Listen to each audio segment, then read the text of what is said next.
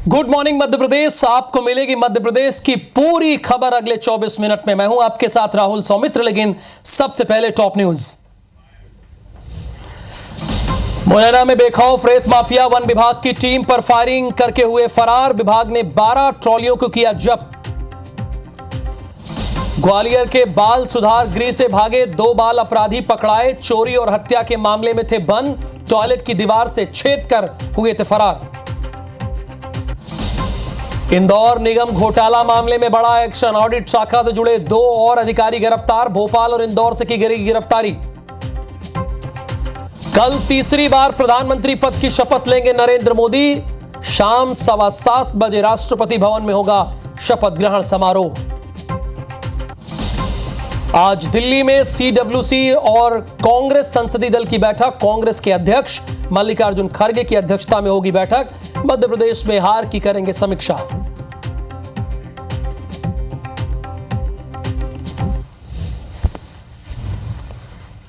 प्रायोजक हैं राजयोग पेंट, खुशियां आपकी, रंग हमारे।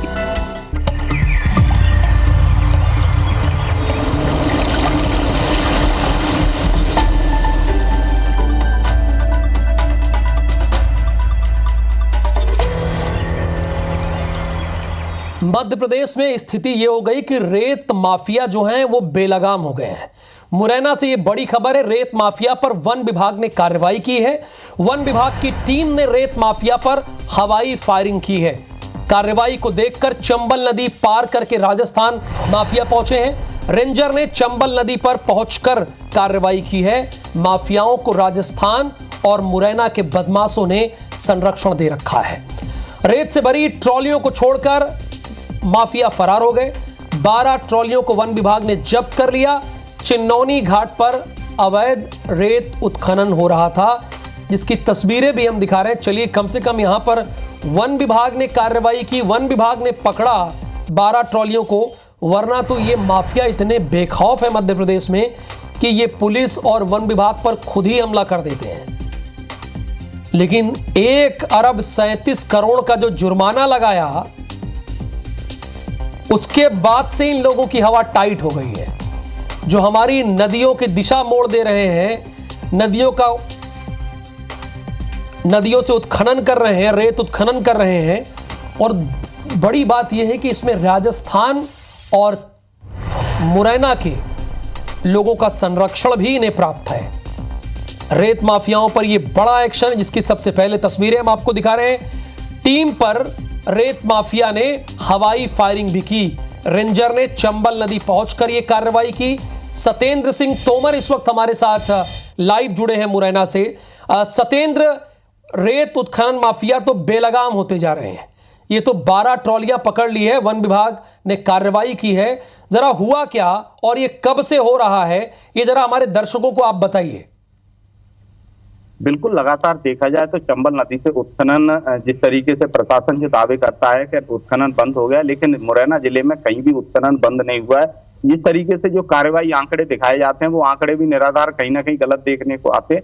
और जैसे ही ये चंबल नदी पर वन विभाग की टीम को सूचना मिली थी कि चिन्नौनी घाट पर रेत का अवैध उत्खनन हो गया, क्योंकि चिन्नौनी इलाके में 3 जगह जो रेत का अवैध उत्खनन है वो सबसे ज्यादा होता है। एक तो तेंदुलकर घाट है, दूसरा चिन्नौनी चंबल का घाट है और एक भर्रा घाट है। इस इलाके में राजस्थान के जो बदमाश हैं, चाहे वो जगन गुर्जर जो पूर्व दस्यु रहे हों, उनके भतीजे और उनके परिवार के लोग, या मुरैना के कुछ जो बदमाश इनामी 10-10 हजार या 5 हजार के जो इनामी बदमाश हैं, वो इस उत्खनन में ये लोग मिले हुए हैं। और इनको कहीं ना कहीं देखने में ये आता है कि राजनेताओं का संरक्षण प्राप्त है, इस कारण से इस पर कार्रवाई नहीं होती है। जैसे ही वन विभाग की टीम को कार्रवाई सूचना मिली तो उन्होंने जाकर चिन्नौनी चंबल जो घाट है, चिन्नौनी थाना इलाके में आता है, उसी घाट पर जाकर जब कार्रवाई की तो जो माफिया है उन्होंने उन पर फायरिंग का भी प्रयास किया गया है। और जिस तरीके से जो ट्रैक्टर ट्रॉलियों को लेकर वो राजस्थान की तरफ भगे हैं, और जो 12 ट्रॉलियों को जो छोड़कर गए हैं, उन्हें वन विभाग ने जब्त कर लिया है। कुछ माफियाओं को भी चिन्हित किया जा रहा है। लेकिन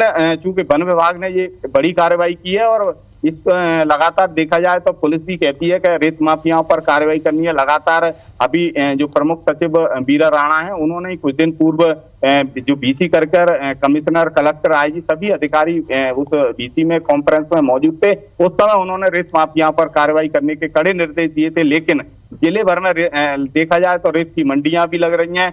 जो थाना प्रभारी सिविल लाइन रामबाबू यादव है, इन्होंने माफियाओं पर कार्रवाई की, लेकिन वो घायल हुए। उसके बाद पूरे जिले भर में रेत माफियाओं पर पुलिस की तरफ या प्रशासन की तरफ से जो कार्रवाई है वो बिल्कुल बंद हो गई है।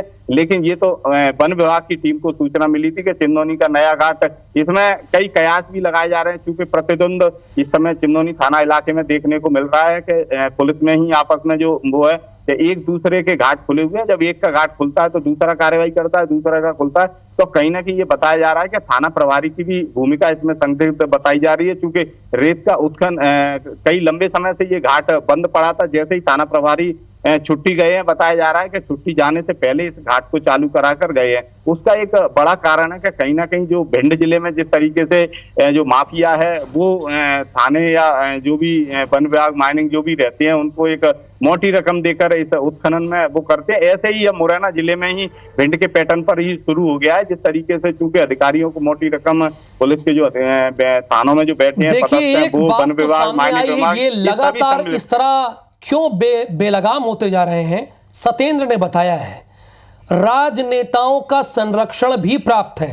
सीएस वीरा राणा ने निर्देश दिया है बकायदा कमिश्नर और कलेक्टर को, लेकिन उसके बावजूद ये खनन माफिया लगातार खनन कर रहे हैं, हमारी नदियों को खत्म करने की कोशिश कर रहे हैं।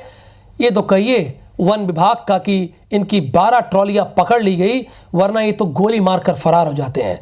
शुक्रिया इस पूरी जानकारी के लिए। अब अपने दर्शकों को इंदौर लिए चलेंगे मुरैना के बाद।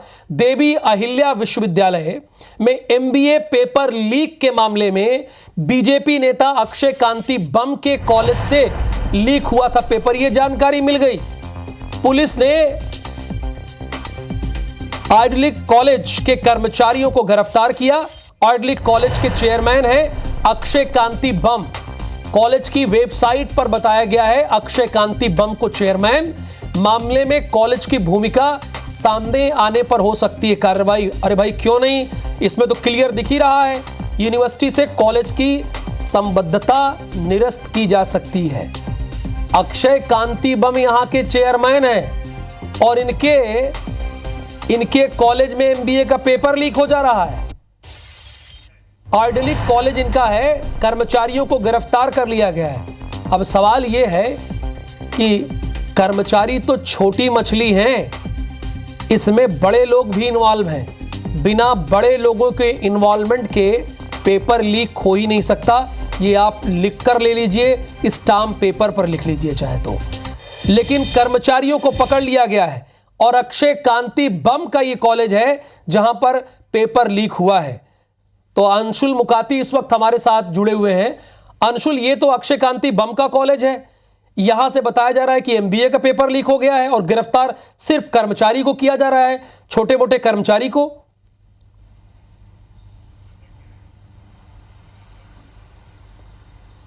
बिल्कुल राहुल, आपको बता दूं कि 11 दिन पहले इंदौर में एमबीए का पेपर था और ये पेपर जो है ये परीक्षा के 26 घंटे पहले ही व्हाट्सएप ग्रुपों में वायरल हो गया था, जिसे लेकर के कई छात्र संगठनों ने यूनिवर्सिटी पर प्रदर्शन भी किया था और इसके लिए यूनिवर्सिटी ने एक विभागीय जांच शुरू की थी और इसके साथ ही पुलिस में भी इसकी शिकायत जो है दर्ज की गई थी, जिसके बाद पुलिस ने अपनी जाँच शुरू की। पुलिस ने जब अपनी जाँच शुरू की तो लगभग 100 से अधिक ऐसे व्हाट्सएप ग्रुप थे जिन पर यह पेपर जो है यह वायरल हुआ था और पुलिस के द्वारा इसकी जाँच की गई। जब पुलिस जांच करते हुए इसकी आखिरी कड़ी पर पहुंची तो आइडिलिक कॉलेज के ही एमबीए फर्स्ट ईयर के एक छात्र तक पुलिस पहुंची, जिसने कि सबसे पहले पर्चा जो है व्हाट्सएप ग्रुप में डाला था और जब उस छात्र को हिरासत में लेकर के पूछताछ की गई तो उसने इसी कड़ी में एक दूसरे छात्र का नाम लिया कि उसके द्वारा 2000 रुपये में यह पर्चा जो है उसे उपलब्ध कराया गया था।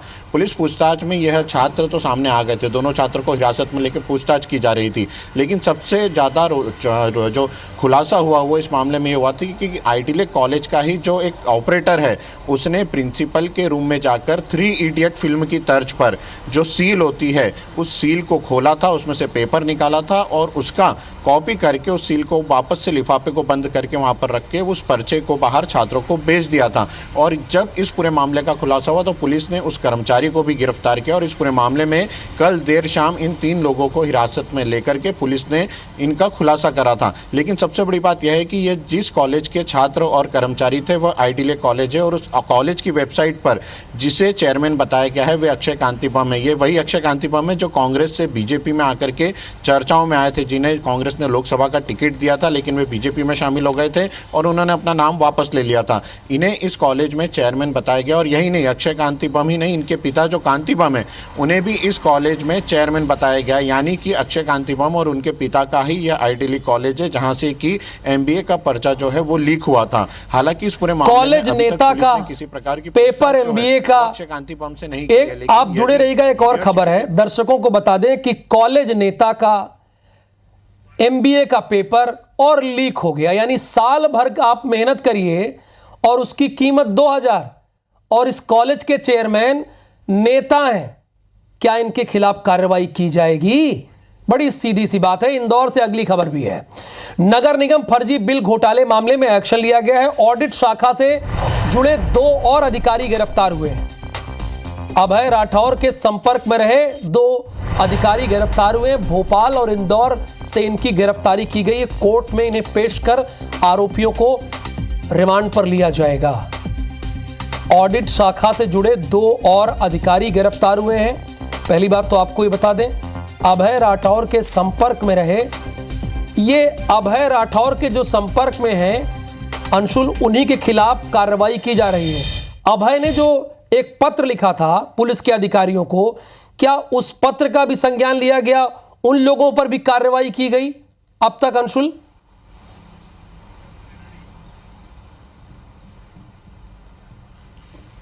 राहुल, आपको बता दूं कि जिस प्रकार से इस पूरे मामले में कार्रवाई की जा रही है उसमें नगर निगम के अधिकारी और कर्मचारी अभी तक गिरफ्तार होते आ रहे हैं, लेकिन अभी तक ना तो कोई नेता इसमें सामने आया है और ना ही किसी प्रकार के राजनीतिक संरक्षण की जो बात अभय राठौर के द्वारा की जा रही थी उसकी जांच इस पूरे मामले में की गई है। बहरहाल पुलिस ने कल 2 और अधिकारियों को गिरफ्तार किया। ये दोनों अधिकारी जो ये लेखा विभाग में पदस्थ थे और बताया जा रहा है कि अभय राठौर के द्वारा जो फाइलें भेजी जाती थी लेखा विभाग से, इन्हें ही बिना देखे उसका पैसा जो है वो मंजूर करा करके ठेकेदारों को ट्रांसफर कर दिया जाता था। पुलिस जांच में इन दोनों की भूमिका जो है वो सामने आई थी और उसके बाद देर रात एमजी रोड थाना पुलिस ने इन दोनों अधिकारियों को गिरफ्तार किया। इसमें से एक अधिकारी की गिरफ्तारी जो इंदौर से की गई है, वहीं एक अधिकारी को भोपाल से गिरफ्तार किया गया और दोनों ही लेखा विभाग में जो है पदस्थ थे। हालांकि पुलिस के द्वारा अब कहा जा रहा है कि इन दोनों अधिकारियों की भी रिमांड लेकर इनसे पूछताछ की जाएगी। लेकिन इसमें बड़ी रोचक बात यह भी है कि जो अभय राठौर हैं उनकी पत्नी ने कोर्ट में भी एक शपथ पत्र दिया था जिसमें कि कई लोगों के नाम होने की बात जो है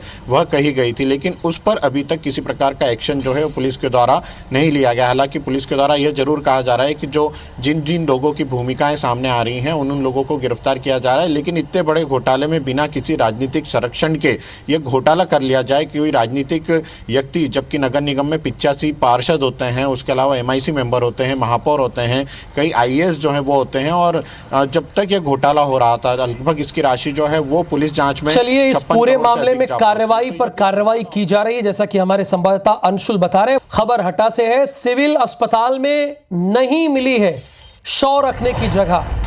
अस्पताल के फ्रीजर बॉक्स में जगह नहीं है। पिता ने बेटी के शव को बर्फ की सिल्ली पर रखा है। देर रात पेड़ से गिरकर युवती की मौत हुई थी। आदिवासी अंचल दमोतीपुरा की घटना है। पिता ने बेटी के शव को बर्फ की सिल्ली पर रखा है। सिविल हॉस्पिटल में शव रखने की जगह नहीं मिली है। अस्पताल के फ्रीजर में जगह नहीं मिली है।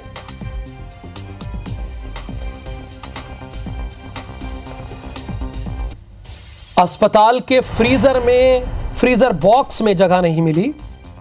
पिता ने बेटी के शव को बर्फ की सिल्ली पे रखा है। नरेश, ये बद इंतजामी अव्यवस्था क्यों है? देखिए राहुल, देर रात हटा सिविल अस्पताल से सिस्टम की लाचारी की एक्सक्लूसिव तस्वीरें जो हम अपने IBC 24 के दर्शकों को दिखा रहे हैं। एक आदिवासी अंचल की बालिका है जिसे मौत के बाद परिजन रात में डायल 100 की मदद से सिविल अस्पताल हटा लाते हैं, लेकिन उसे शव रखने उचित जगह वो फ्रीजर नहीं मिल सका। लाचार पिता ने गर्मी से शव को बचाने के लिए बाजार से किसी तरह बर्फ की सिल्ली की व्यवस्था की और अस्पताल के फर्श पर ही सिल्ली पर लेटाकर बेटी के साथ बैठा नजर आया। दरअसल जो दमोतीपुरा निवासी 15 वर्षीय दीक्षा आदिवासी है, इसकी बरगद के पेड़ से गिरकर मौत हो गई थी और उसे रजपुरा थाना डायल 100 वाहन द्वारा सिविल अस्पताल हटा तक भेजा गया था और शव रखने समुचित व्यवस्था जब नहीं मिली तो पिता ने मजबूरन सिल्ली पर लेटाया और बेटी के साथ बैठा नजर आ रहा। जी शुक्रिया जानकारी के लिए आपका।